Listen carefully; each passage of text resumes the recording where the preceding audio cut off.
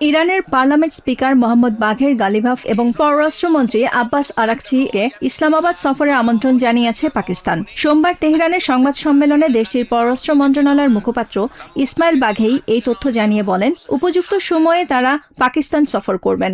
বাঘে এই সফরকে দুই দেশের ক্রমবর্ধমান সম্পর্কের স্বাভাবিক অংশ হিসেবে বর্ণনা করলেও আলোচ্য সূচিতে তেহরান ওয়াশিংটনের সমঝোতা স্মারক সহ আঞ্চলিক ঘটনাবলী অন্তর্ভুক্ত থাকতে পারে। এদিন প্রথমবারের মতো সৌদি আরব, পাকিস্তান ও তুর্কির যৌথ নিরাপত্তা চুক্তি নিয়ে আনুষ্ঠানিক মন্তব্য করে তেহরান। প্রতিবেশী তিন দেশের এই চুক্তিতে ইরান উদ্বিগ্ন নয় জানিয়ে বাঘেই বলেন, বিগত কয়েক বছরের ঘটনাপ্রবাহ থেকে আঞ্চলিক দেশগুলো অনুধাবন করতে পেরেছে যে অসৎ মধ্যস্থতাকারীদের কাছ থেকে নিরাপত্তা কেনা যায় না। মধ্যপ্রাচ্যের শান্তি ও স্থিতিশীলতা ফিরিয়ে আনতে আঞ্চলিক দেশগুলোকেই মূল ভূমিকা পালন করতে হবে বলে মন্তব্য করেন তিনি। গত 2 বা 3 বছরের অভিজ্ঞতা থেকে তারা বুঝতে পেরেছে যে মিথ্যাবাদীদের কাছ থেকে নিরাপত্তা কেনা যায় না। আঞ্চলিক নিরাপত্তাকে কোনোভাবেই বিভক্ত করা সম্ভব নয়। বাঘেই বলেন, যে কোনো পরিকল্পনা এই অঞ্চলের ভূরাজনৈতিক ও ঐতিহাসিক বাস্তবতার ওপর ভিত্তি করেই গড়ে ওঠে এবং যদি সেটা প্রকৃত শত্রু ও হুমকিকে সঠিকভাবে চিহ্নিত করতে পারে তাহলেই সেটি নিরাপত্তা বাড়াতে ভূমিকা রাখতে পারবে। ইরানি এই কূটনীতিকের মতে ত্রিদেশীয় এই চুক্তি ইহুদি জায়নবাদী শত্রু ও তার সহযোগীদের অপতৎপরতা বন্ধে সাহায্য করতে পারে। এদিকে হরমুজ প্রণালীতে টেকসই নিরাপত্তা নিশ্চিতে একটি কৌশলগত কর্মপরিকল্পনার নীতিগত অনুমোদন দিয়েছে ইরানি পার্লামেন্টের জাতীয় নিরাপত্তা ও বৈদেশিক নীতি বিষয়ক কমিটি। ইরানের সাথে স্বল্প পরিসরে পরোক্ষ আলোচনা চলছে। ট্রাম্পের এমন দাবির মাঝেই এই অনুমোদন এলো। যদিও আমেরিকার পরোক্ষ সম্পৃক্ততায় হরমুজে নিরাপদ নৌপথ নির্ধারণে ওমানের সাথে ইরানের আলোচনা চলছে, কিন্তু শেষ মুহূর্তে তাতেও কিছুটা স্থবিরতা দেখা দিয়েছে। ইসমাইল বাঘির দাবি, আমেরিকান সামরিক অবরোধ হরমুজ প্রণালী পুনরায় স্বাভাবিক হতে বাধা দিচ্ছে। চারপাশে প্রাচীন গির্জা, সেন্ট জর্জ চার্চের ঐতিহাসিক চত্বর এবং শতবর্ষী জলপাই বাগানে ভরা ওয়েস্ট ব্যাংকের ঐতিহাসিক প্যালেস্টিনিয়ান খ্রিস্টান গ্রাম তাইবে। রবিবার থেকে গ্রামটিকে ক্লোজড মিলিটারি জোন হিসেবে ঘোষণা করেছে ইসরায়েলি সেনাবাহিনী। আইডিএফ দাবি করেছে স্থানীয়দের সুরক্ষা দিতে এবং অবৈধ বসতি স্থাপনকারীদের হামলা রোধেই এই পদক্ষেপ। তবে এই আদেশ আসলে কাদের বিরুদ্ধে প্রয়োগ করা হচ্ছে তা নিয়ে ক্ষুব্ধ ও বিভ্রান্ত স্থানীয় অধিবাসীরা। সেনাবাহিনীর এই সিদ্ধান্তের উদ্দেশ্য আমাদের কাছে স্পষ্ট নয়। এই আদেশ বাস্তবায়নের সঠিক প্রক্রিয়াও আমরা বুঝতে পারছি না।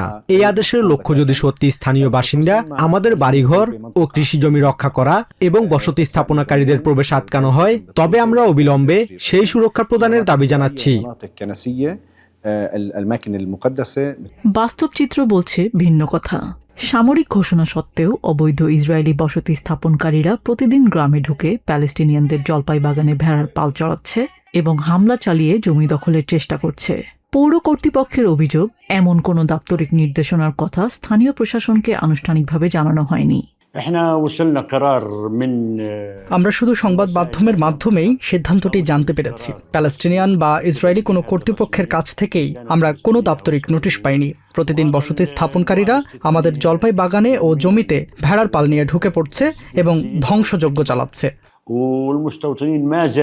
প্যালেস্টিনিয়ানদের সুরক্ষায় গ্রামে অবস্থান নেয়া মানবাধিকার কর্মীদের মতে, বসতি স্থাপনকারীদের হামলা থেকে স্থানীয় পরিবারগুলোকে রক্ষা করার কারণেই মূলত অ্যাক্টিভিস্টদের বের করে দিতে ইসরায়েল এই সামরিক জোন অস্ত্রটি ব্যবহার করছে। প্যালেস্টিনিয়ান অধিবাসীরা বলছেন, সামরিক আদেশের তোয়াক্কা না করেই তাণ্ডব চালাচ্ছে ইসরায়েলি বসতি স্থাপনকারীরা।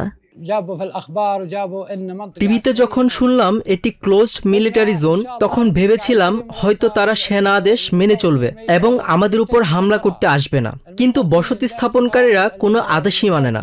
মনে হচ্ছে সামরিক জোন শোনার পর তারা আরো বেশি করে এখানে আসছে।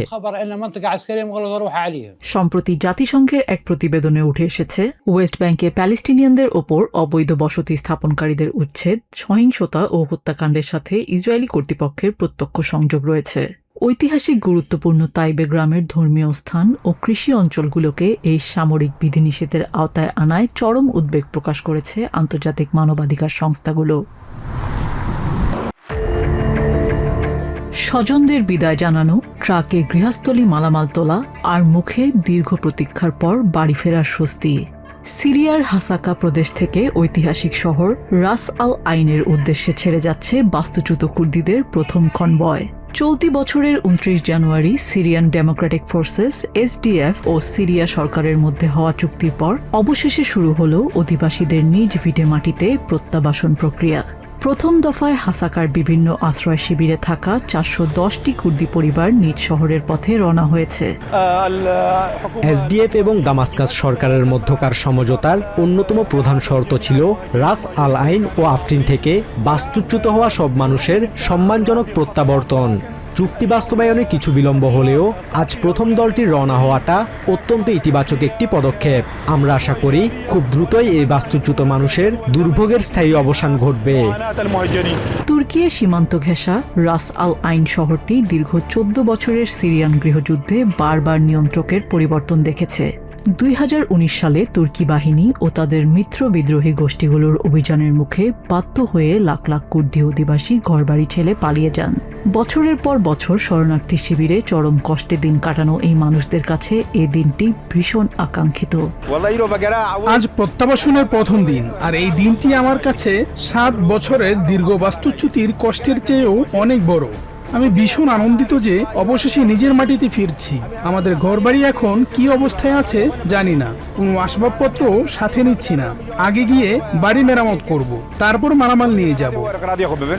দীর্ঘ গৃহযুদ্ধে বাস্তুচ্যুতির শিকার সাধারণ মানুষের এই প্রত্যাবর্তনকে অঞ্চলটিতে শান্তি ও স্থিতিশীলতা ফেরানোর একটি বড় পদক্ষেপ হিসেবে দেখছেন বিশ্লেষকরা। তবে বছরের পর বছর পরিত্যক্ত থাকা বসতবাড়ি পুনর্নির্মাণ ও নতুন করে জীবন শুরু করাই এখন রাস আল আইনে ফেরা কুর্দি পরিবারগুলোর সামনে মূল চ্যালেঞ্জ। উপকূল জুড়ে গর্জে ওঠা প্রলয়ঙ্কারী বাতাস আর টানা মুষলধারে বৃষ্টিতে জলাবদ্ধতা ও বন্যার সৃষ্টি হয় বিভিন্ন এলাকায়। রবিবার সন্ধ্যায় ঘণ্টায় 151 কিলোমিটার বেগে ক্যাটাগরি 1 মাত্রার শক্তি নিয়ে চায়নার ঝেজিয়াং প্রদেশের ইউহুয়ানে আছড়ে পড়ে চলতি বছরের সবচেয়ে শক্তিশালী টাইফুন ডলফিন। এরপর ঝড়টি কিছুটা দুর্বল হয়ে ট্রপিক্যাল স্টর্মে পরিণত হলেও সোমবারও এর তাণ্ডবে গোটা পূর্ব চায়না জুড়ে দেখা দিয়েছে ভয়াবহ বন্যা ও ভূমিধস। ঝড়ের আঘাতের পর ঝেজিয়াং, সাংহাই, আনহুই ও জিয়াংসু প্রদেশের সড়কগুলো পরিণত হয় নদীতে। ঝেজিয়াংয়ের ওয়েনজৌ ও ইয়েচিং শহরে প্রবল বাতাসে 900টিরও বেশি গাছ উপড়ে পড়েছে এবং বিদ্যুৎ ও যোগাযোগ ব্যবস্থা বিচ্ছিন্ন হয়ে গেছে। জীবন বাঁচাতে শুধু ঝেজিয়াং প্রদেশ থেকেই নিরাপদ আশ্রয়ে সরিয়ে নেওয়া হয়েছে 900,000-এর বেশি মানুষকে। উদ্ধারকর্মীরা বোট ও স্ট্রেচার ব্যবহার করে প্লাবিত ঘরবাড়ি থেকে আটকে পড়া বাসিন্দাদের উদ্ধার করছেন। এর মাঝে ওয়েনলিং শহরে সমুদ্রের উত্তাল ঢেউয়ে ভেসে গেছে 9 বছরের এক শিশু। তাকে উদ্ধারে ফায়ার সার্ভিসের টিম অভিযান চালিয়ে যাচ্ছে। টাইফুনের সরাসরি প্রভাব পড়েছে দেশটির অর্থনৈতিক রাজধানী সাংহাইয়ে। সোমবার শহরের মেট্রো লাইনের বড় একটি অংশ এবং সমস্ত ফেরি সার্ভিস বন্ধ ঘোষণা করা হয়েছে।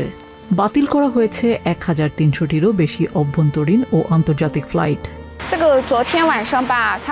আমি টানা 10 বছর ধরে সাংহাইয়ে বাস করছি। টাইফুনের কারণে এত বড় বিপর্যয় আর পুরো এলাকা এভাবে পানিতে তলিয়ে যেতে আমি এর আগে কখনো দেখিনি। চরম দুর্ভোগে পড়েছি আমরা।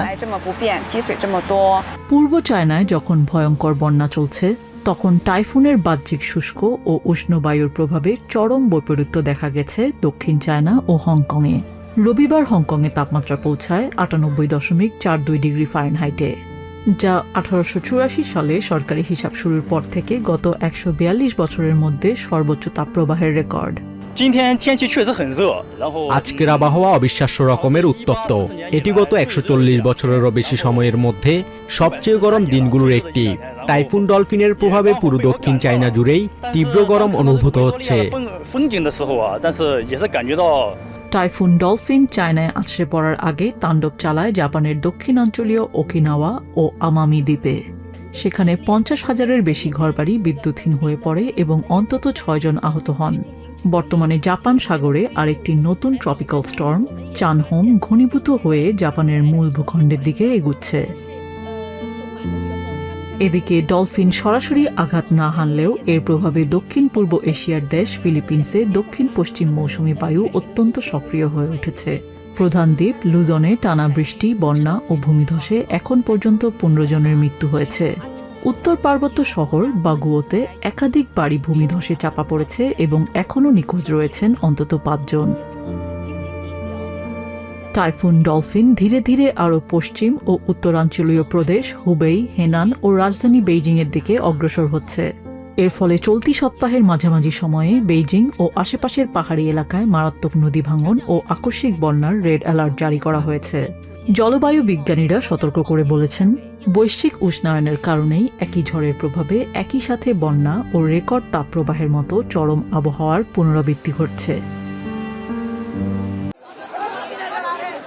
পুলিশের দেয়া ব্যারিকেড ভেঙে এগিয়ে যাওয়ার চেষ্টা করছেন ক্ষুব্ধ আন্দোলনকারীরা, কিন্তু মুহূর্তে পরিস্থিতি উত্তপ্ত হয়ে উঠলে লাঠি উঠিয়ে শিক্ষার্থীদের ধাওয়া করে পুলিশ। সোমবার ভারতের ঝাড়খণ্ডের রাজধানী রাঁচিতে সিভিল সার্ভিস পরীক্ষায় অনিয়ম ও প্রশ্ন ফাঁসের প্রতিবাদে বিধানসভা অভিমুখে যাত্রা করলে এ সংঘাতের ঘটনা ঘটে। প্রথমে আন্দোলনকারীদের উপর জলকামান ও পরে ব্যাপক লাঠিচার্জ করে পুলিশ ছত্রভঙ্গ করার চেষ্টা চালালে শিক্ষার্থীরাও পুলিশকে লক্ষ্য করে ইটপাটকেল নিক্ষেপ করে। আমরা শান্তিপূর্ণভাবে প্রতিবাদ করছিলাম, কোনো গালিগালাজও করিনি। হঠাৎ করে পুলিশ আমাদের ওপর লাঠিচার্জ শুরু করে। পুলিশের নিয়ম অনুযায়ী কোমরের নিচে লাঠি চালানোর কথা, কিন্তু তারা আমাদের মাথা, মুখ ও হাতে আঘাত করেছে। গত 25 জুলাই থেকে শুরু হওয়া এই আন্দোলনে শিক্ষার্থীরা পরীক্ষা ব্যবস্থা সংস্কার, বাতিল হওয়া পরীক্ষা পুনরায় নেয়া এবং কেন্দ্রীয় সংস্থা দিয়ে তদন্তের দাবি জানিয়ে আসছে। ছাত্রনেতা দেবেন্দ্রনাথ মাহাতো বর্তমানে অনশন কর্মসূচি পালন করছেন।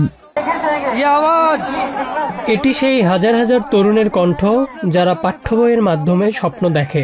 সরকার যদি শিক্ষার্থীদের এই দাবি না শোনে, তবে বিশ্ব দরবারে এই সরকারকে স্বৈরাচারী ও গণতন্ত্রের ধ্বংসকারী হিসেবে মনে রাখা হবে। ঝাড়খণ্ড সরকার শিক্ষার্থীদের সাথে আলোচনার আশ্বাস দিলেও জাতীয় স্তরে প্রশ্ন ফাঁসের পর এবার রাজ্য পর্যায়েও ছড়িয়ে পড়া এই ক্ষোভ এখন ভারতের কেন্দ্রীয় রাজনীতিতেও তৈরি করছে তীব্র চাপ। একদিকে তীব্র খরা, অন্যদিকে প্রধান নদীগুলোতে পানির আশঙ্কাজনক পতন। এই পরিস্থিতিতে লণ্ডভণ্ড ইটালির ধান উৎপাদন। দেশটির ঐতিহ্যবাহী পৌ উপত্যকায় খালের পানি শুকিয়ে যাওয়ায় 1 একর জমি বাঁচাতে গিয়ে বাধ্য হয়ে অন্য জমির আশা ছেড়ে দিচ্ছেন হতাশ কৃষকরা। ভয়ানক পানি সংকটের কারণে আমাদের কিছু কঠিন ও চরম সিদ্ধান্ত নিতে হয়েছে। নির্দিষ্ট কিছু জাতের ধান ও জমিকে বাঁচিয়ে রাখার জন্য পানি দেওয়া অব্যাহত রেখেছি, আর বাকি জমিগুলো পুরোপুরি ভাগ্যের উপর ছেড়ে দিয়ে পরিত্যক্ত করেছি। কৃষি কর্তৃপক্ষের তথ্য মতে ইটালির পাবিয়া অঞ্চলে খরার কারণে ধান খাতে ক্ষতির পরিমাণ ছাড়াতে পারে 100 মিলিয়ন ইউরো। পরিস্থিতি সামাল দিতে পর্যায়ক্রমে পানি বন্টনের নিয়ম চালু করেছে স্থানীয় সেচ সমিতি। তবে হিমবাহ গলে আসা সাময়িক পানির উপর ভিত্তি করে দীর্ঘমেয়াদে ফসল রক্ষা করা কঠিন হয়ে পড়ছে। জলবায়ু পরিবর্তনের ফলে বরফ দ্রুত গলছে, ফলে দিনে ও রাতে পানির প্রবাহে বিশাল ফারাক তৈরি হচ্ছে। পরিস্থিতি সামলাতে আমরা 2.5 মিলিয়ন ঘনমিটারের একটি বিশাল জলাধার তৈরির প্রকল্প নিয়ে কাজ করছি, যাতে পানির প্রবাহ স্বাভাবিক রাখা যায়। বহু প্রজন্ম ধরে ধান চাষ করে আসা কৃষকদের মতে হঠাৎ করে অন্য ফসল উৎপাদনে যাওয়া সম্ভব নয়, কারণ খামারের আধুনিক যন্ত্রপাতি থেকে শুরু করে ড্রাইয়ার সবই ধান প্রক্রিয়াজাতকরণের জন্য তৈরি। তাই শীতকালীন পানি ধরে রাখা এবং সেচ অবকাঠামো আধুনিকায়নের জোর দাবি তাদের। কৃষি বিশেষজ্ঞদের মতে জলবায়ুর এমন দ্রুত পরিবর্তন ঠেকাতে না পারলে ইউরোপের বাজারে চাল সরবরাহে পড়তে যাচ্ছে বড় ধরনের ধাক্কা। মস্কো থেকে প্রায় 800 কিলোমিটার পূর্বে তাতারস্তানের নিজনে কামক্স শহর। ইউক্রেনিয়ান ড্রোনের মারাত্মক আঘাতে আগুনের কুণ্ডলিতে পরিণত হয় সেখানকার কৌশলগত টানেকো তেল শোধনাগার ও আশেপাশের এলাকা। হামলায় এক শিশুসহ নিহত হয়েছেন অন্তত 13 জন। রাশিয়ার দাবি ইউক্রেন সরাসরি আবাসিক এলাকায় আঘাত এনেছে। এ ঘটনার তদন্তে অন্তর্ঘাতমূলক মামলার পাশাপাশি তাতারস্তান অঞ্চলে শোক ঘোষণা করা হয়েছে। অন্যদিকে ইউক্রেনের জাপোরিজিয়া শহরে রাশিয়ার বিমান হামলায় 5 তলা বিশিষ্ট আবাসিক ভবন ক্ষতিগ্রস্ত হয়ে আহত হয়েছেন অন্তত 13 জন। রাশিয়ার নিয়ন্ত্রণে থাকা দোনেৎস্কের মাকিইভকা শহরের একটি শপিং মলেও রাতের আধারে ড্রোন হামলা চালিয়েছে কিয়েভ। রাশিয়ার অভ্যন্তরে জ্বালানি সরবরাহ অচল করে যুদ্ধ থামানোর কৌশল হিসেবে ধারাবাহিক এসব ড্রোন হামলা চালানো হচ্ছে বলে মনে করছে সংশ্লিষ্টরা। Так, в ходе осмотра места происшествия. ঘটনাস্থল পরিদর্শনে আমরা নিশ্চিত হয়েছি যে ড্রোনের আঘাতে শপিং মল ও পার্ক করা বেশ কয়েকটি গাড়ি ধ্বংস হয়েছে। এগুলো নেটোভুক্ত দেশগুলোতে তৈরি উইংড অ্যাটাক ইউএভি ড্রোনের খণ্ডাংশ, যা পরীক্ষার জন্য পাঠানো হচ্ছে। Самолетного типа производства стран НАТО. সীমান্তের দুই পারে বেসামরিক প্রাণহানি আর অবকাঠামো ধ্বংসের কারণে মস্কো ও কিভের মধ্যকার যুদ্ধ আরও ভয়াবহ রূপ নিয়েছে। শ্রীলঙ্কার রাজধানী কলম্বোর আকাশ রবিবার ছেয়ে যায় শত শত রঙিন ঘুড়িতে। গালে ফেস গ্রিনে বসেছে দেশটির সবচেয়ে বড় আন্তর্জাতিক ঘুড়ি উৎসব। বিশ্বের বিভিন্ন প্রান্ত থেকে আসা দর্শনার্থীদের পাশাপাশি এতে অংশ নেন স্থানীয়রাও। এটি এই উৎসবে আমার দ্বিতীয়বার আসা। আমি খুবই আনন্দিত। স্থানীয় ও বিদেশি অনেক মানুষ এখানে দেখতে এসেছেন। সত্যিই দারুণ। সমুদ্র তীরের এই আয়োজনে পরিবার, পর্যটক ও ঘুড়িপ্রেমীদের ভিড় ছিল চোখে পড়ার মতো। নানা আকার ও রঙের ঘুড়ি উঠতে থাকে কলম্বোর আকাশে। আয়োজকদের লক্ষ্য এমন আয়োজনের মাধ্যমে বিশ্ববাসীর কাছে শ্রীলঙ্কাকে আরও আকর্ষণীয় পর্যটন গন্তব্য হিসেবে তুলে ধরা। উৎসব দেখতে স্থানীয়দের পাশাপাশি বিদেশি পর্যটকরা ভিড় করেন। দ্বিতীয়বারের মতো উৎসবে এসে আনন্দিত দর্শনার্থীরাও।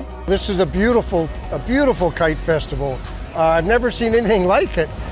It's such a family-friendly festival, and right on the beach here, and the wind is beautiful.